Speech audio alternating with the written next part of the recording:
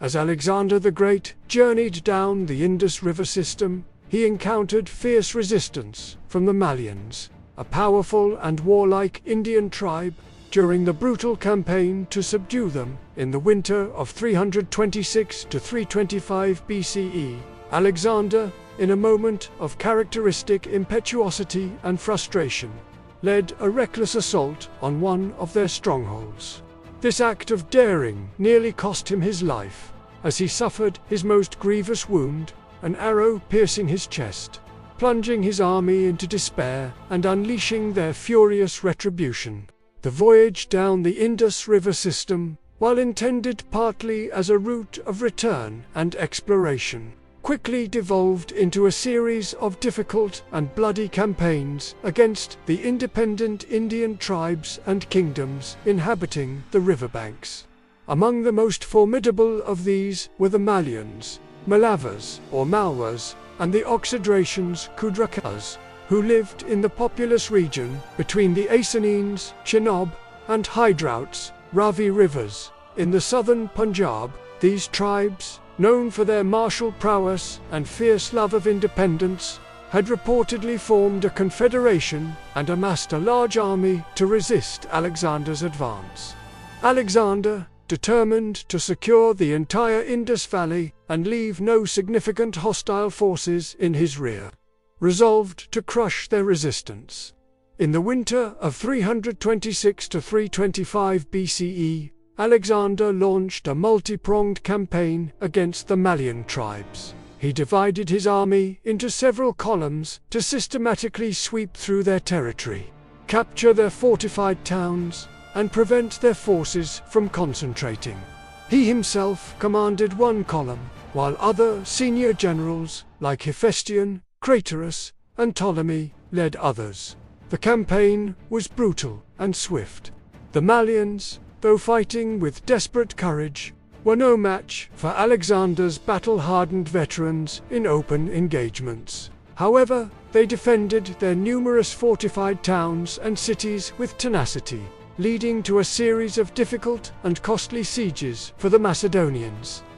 Alexander, employing his customary tactics of rapid marches and relentless assaults, showed little mercy to those who resisted, often slaughtering the male inhabitants of captured towns and enslaving the women and children.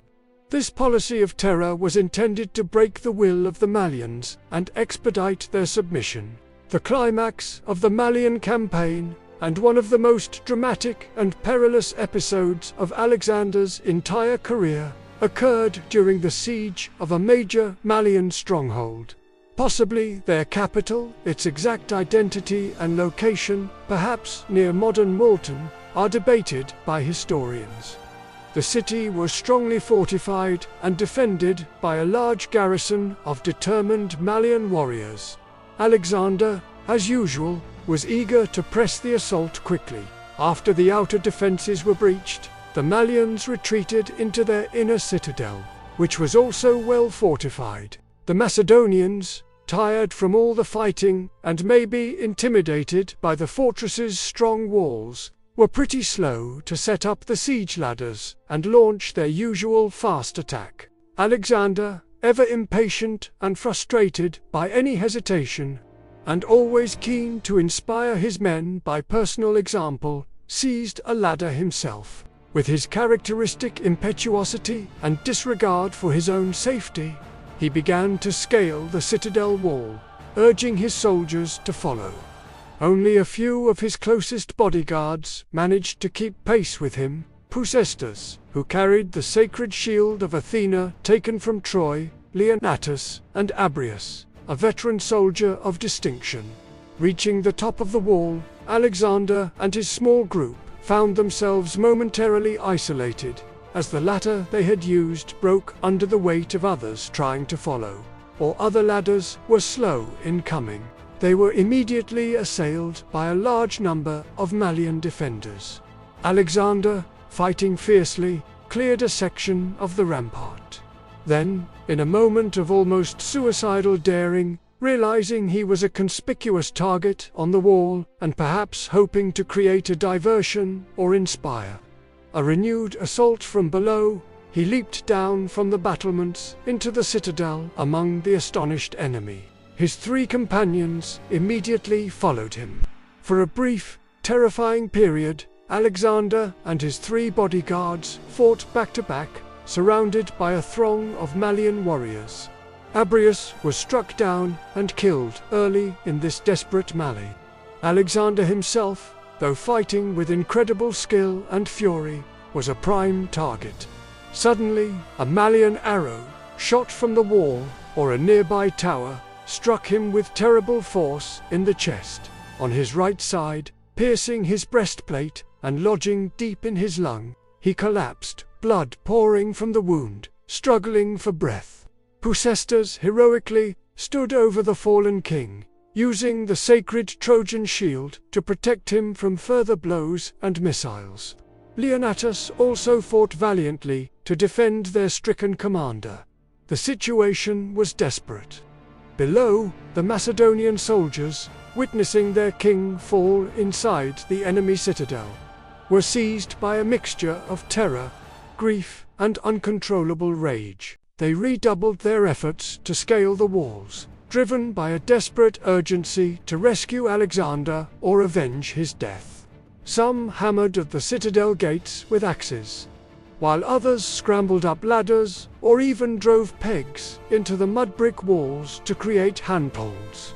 Finally, the Macedonians broke into the citadel.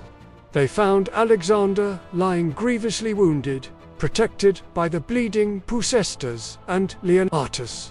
The sight of their beloved king near death unleashed a furious wave of retribution.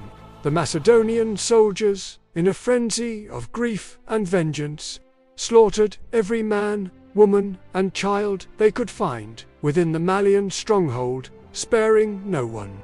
The citadel became a scene of horrific carnage. Alexander, meanwhile, was in critical condition. The arrowhead was deeply embedded in his chest, and attempts to remove it were fraught with peril. According to some accounts, the arrow had a barb, making extraction even more dangerous. There was debate among his physicians about how to proceed. Eventually, either Perdiccas or Critidemus, of Kos or another physician, undertook the dangerous operation. The arrowhead was cut or pulled out, accompanied by a massive gush of air and blood from the wound. And Alexander fainted, appearing to be dead. For a time, his life hung by the slenderest of threads. News of Alexander's grave injury, and even rumors of his death, spread rapidly through the army, causing widespread panic and despair. The soldiers, who idolized their king and whose entire enterprise depended on his leadership, were distraught.